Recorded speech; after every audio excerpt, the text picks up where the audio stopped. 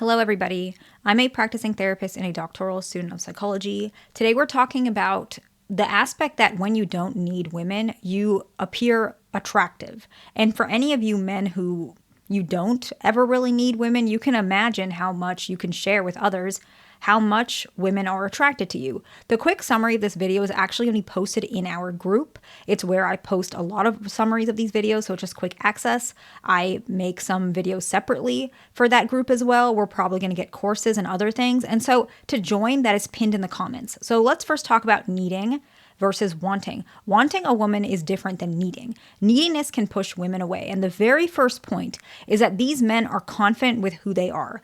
And a lot of people regarding this point is going to wonder, well, how can you tell somebody is confident versus who is not confident? How can women immediately know that you are someone who lacks confidence, to which you will almost repel women? Well, actually, there is research. Research published in 2022 did actually examine if people can detect emotional and attachment insecurity, particularly those who are anxious about attachment regarding fear of rejection, needing reassurance during these very brief romantic interactions. This was specifically checking about people who don't know each other and those very brief windows of time where you guys are talking. That is why we saw that across 1,869 speed dating interactions among 164 participants, we saw that after each date, the romantic interest would detect or describe how anxious they perceive the other person to be. And the main findings is actually people could accurately detect that you have anxiety around relationships and the date. They did perceive individuals who are anxiously drawn towards partners, or they are insecure or needy, to be honest, is the word that might be quicker. They actually perceive these people as less desirable. They actually saw when somebody has high attachment anxiety, they were correct about that, their romantic interest further dropped. So first is like they assume, okay, you might be a little needy, I'm not sure. And then when they continue the date and they realize, okay, I do really believe that you are a person who is needy, their interest does drop even further after that. And the most important part of this research that I want to convey to you guys is we saw that a man who is more anxious was easier to detect than if a woman was, based on this study, okay? And so the best way to put it, I would say in more practical terms, is that this study suggests that behaviors associatedness with this particular neediness can reduce dating interest even in first impressions, okay? And this is I'm not saying you're flawed by this. I'm simply sharing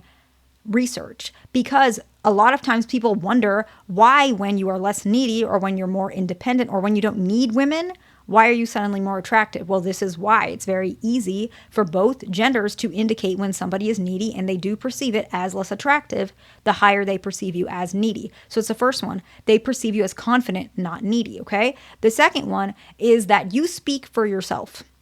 And you aren't masking your true self to please women. Women, just as we described based on this research, they can tell when you do that. And so by you being your genuine self, you might push some women away, but you're also going to attract probably more women than if you were just hiding your true self to particularly please a woman, because they don't feel comfortable being on a pedestal, because that also can be pressuring. And we're going to talk about that point in a little bit. But the next one is that compromise, then, because you're being your true self, feels genuine, not just to please.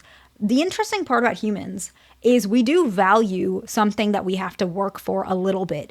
A lot of us, we struggle with valuing something that we did not necessarily work for to some extent. An example could be money. If you are just given money, a lot of people have a harder time being more careful about that money rather than those who earned it themselves. A lot of times we can see that, particularly if somebody has never needed to earn money, sometimes they don't understand the value of it comparison to those who have earned it or who have grown up in poverty. So that's kind of the same thing. If you are compromising just to please a woman, she can feel that she doesn't have to do anything to earn that. However, if she meets you halfway, you both are being genuine, she actually feels more valued towards you, and she values you as well. The next one is you appear genuine rather than in terms of pressuring her. Now, I think a lot of people don't understand this because you're thinking, well, I'm not pressuring her. That's not my intention. And I agree with that. And I believe you. But it's really that she might feel pressure because she's wondering, why is he showing up so strongly, but I am not? Is there something wrong with me? Maybe this relationship isn't going to work out because I am the one who has less to give right now. And I don't want to hurt him. I don't want to make a mistake. So she feels really pressured by that imbalance. And part of that is because you're showing up much more because of your own emotional insecurity. It's not that you like her better than she likes you. It's not that. It's that you're showing up with other points of baggage that she might not have at that particular time. And she can feel that difference. The next one is that you are emotionally regulated. A lot of times individuals who come across less needy, they tend to be emotionally regulated. As we discussed, not just in this research, but in research in general, we can see people who associate neediness with individuals, they do perceive them as emotionally dysfunctional. They perceive them as somebody who cannot control their emotions. And also they perceive them as somebody who lets their emotions lead their direction almost entirely, which is not necessarily true, but this is the assumption a lot of people have. So you who, you're not needy, you actually come across emotionally regulated. And this is attractive for a couple of reasons. One is that she feels like she has space for her emotions as well. Two, she feels like you have some problem solving skills. Women do find problem solving skills to be attractive because it means that you can distinguish between your emotions and potentially what might be beneficial regardless of your emotions or simultaneously with them. Not necessarily your emotions are taking the entire front seat and nothing else matters. You're able to use logic and emotion to make a decision. And another part of this is by you being emotionally regulated, she does feel like you will be a little bit more open to conflict resolution, compromise, hearing her side. When somebody is emotionally dysregulated, automatically people, whether it's a man or a woman, we almost feel like there's not really a way for us to come across in this situation. An example is, let's say somebody is arguing with you about something that you did not do and you have no idea what they're talking about. There's nothing that you feel you can do to resolve it because you're not what they're mad at. They think you are, but you're not. They don't know that. And so there's no way for you to meet them in the middle. So your attachment for them is barely there because there's no room for the real version of you. When people are emotionally dysregulated, that's what that interaction feels like. And so she has no room to tell you otherwise whatever's bothering you if it comes from emotional dysregulation rather than the genuine cost of what she has done. And it also means that if you are dysregulated by something, she can take accountability to it because you're not always like that. The next one and the last one is your identity does not revolve around her, meaning you will add something to her life. A lot of people think, especially if you are someone who might be needy, is you think that a relationship in of itself will by virtue will add to your life.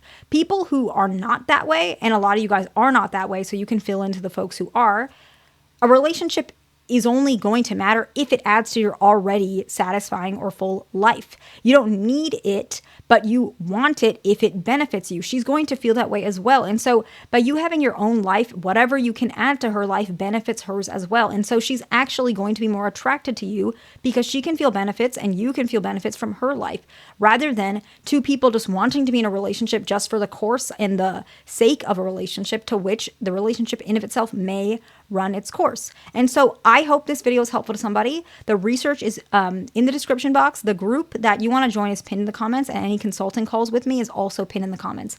I hope this video is helpful to somebody. Please like, subscribe. I'll see you in the next one.